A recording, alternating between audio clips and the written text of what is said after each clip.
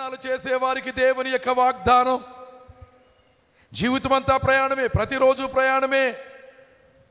కొందరు దూరదేశాలకు వెళ్తున్నారు, ప్రార్థన కోరుతున్నారు. ఈ మధ్యకాలంలో కొందరు ఇజ్రాయెల్ దేశానికి వెళ్తున్నారు. మన మరణాత మహిమ స్వస్థత శాలకు వచ్చిన వారు దాదాపు అన్ని దేశాల్లో ఉన్నారు. అమెరికాలో ఉన్నారు, ఇంగ్లాండ్లో ఉన్నారు, రష్యాలో ఉన్నారు. కొందరు ఉక్రెయిన్ కూడా వెళ్ళిన వారు ఉన్నారు, ఇటలీకి వెళ్ళిన వారు ఉన్నారు, నెదర్లాండ్స్కు వెళ్ళిన వారు ఉన్నారు, గల్ఫ్ దేశాల్లో ఉన్నవారు ఉన్నారు.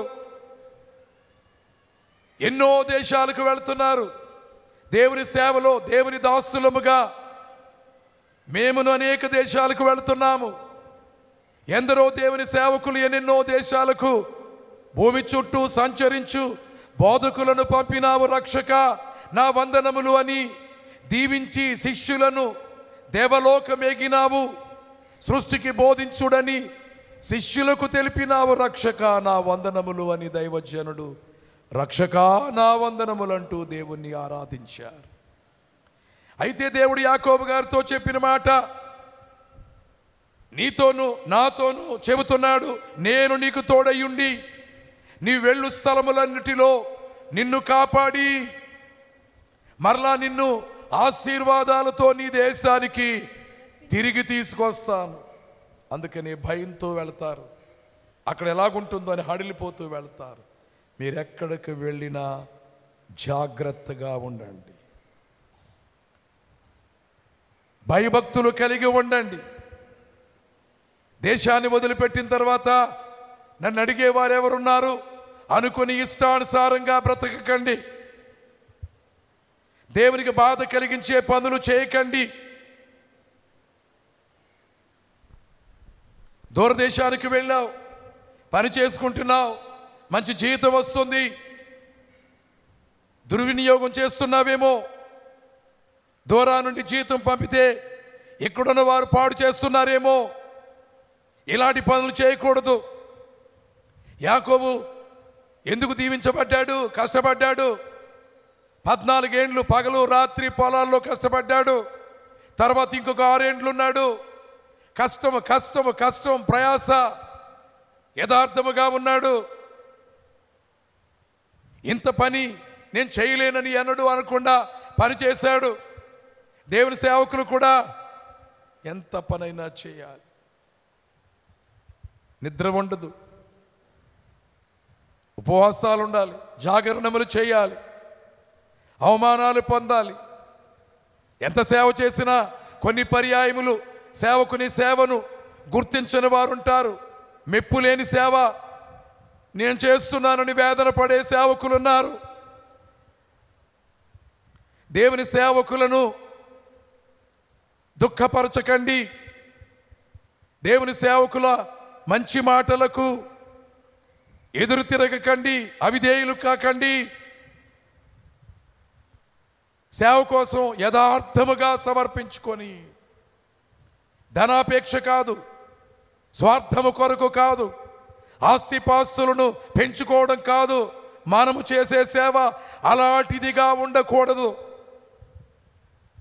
నీవు సేవ పెంచు అంటే విశ్వాసుల సంఖ్యను పెంచు, సేవకుల సంఖ్యను పెంచు, మందిరములు కట్టు, బీడు భూములు దున్ను, సంఘాలు లేని చోటుకు వెళ్ళు, ఉన్న సంఘాలను ముక్కలు చేయకు.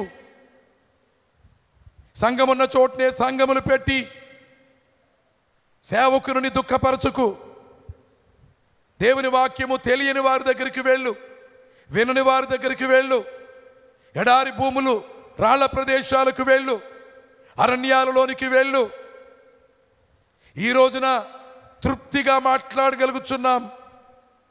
చిన్ననాటి నుండి చేసిన సేవ, కాలువలు దాటి కాలువలలో దిగి నడిచి నెత్తి మీద బైబిల్ బ్యాగ్ పెట్టుకొని చేసిన ప్రయాణములు, గట్ల మీద నడిచిన, కాలువగట్ల మీద నడిచిన, మైళ్ళు తరబడి నడిచిన ఎన్నో ప్రయాణాలు, సైకిల్ తొక్కుంటూ 100 కిలోమీటర్లు చేసిన ప్రయాణాలు, దోణెలలో, పడవలలో, లాంచీలలో చేసిన ప్రయాణములు.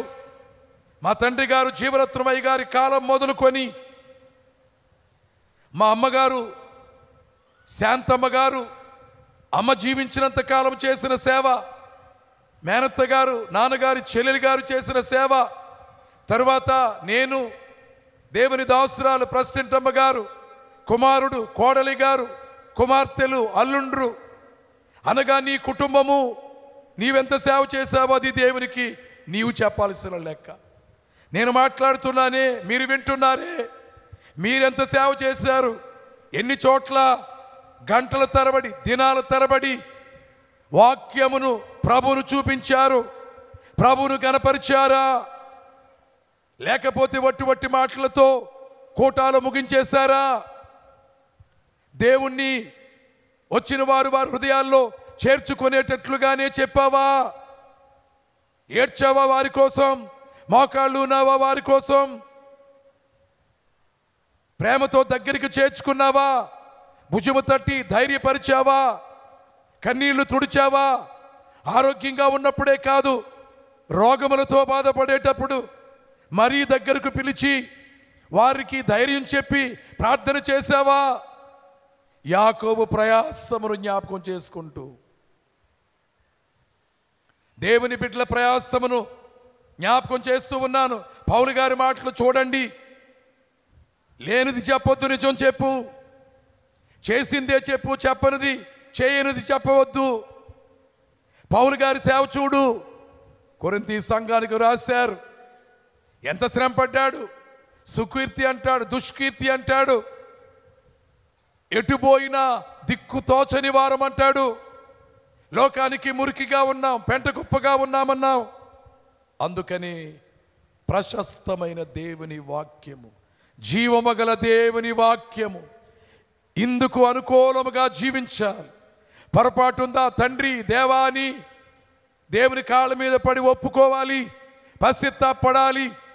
ఎంతటి పాపినైనా క్షమిస్తాడు, క్షమించంటే రక్షిస్తాడు, రక్షకుడా అంటే అది యేసు ప్రభులో ఉన్న గొప్ప ప్రేమ. అందుకనే నువ్వు ప్రయాసపడ్డావా?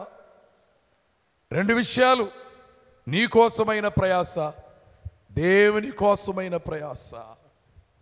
నీ కుటుంబము కోసమైన ప్రయాస, దేవుని సేవ కోసమైన ప్రయాస.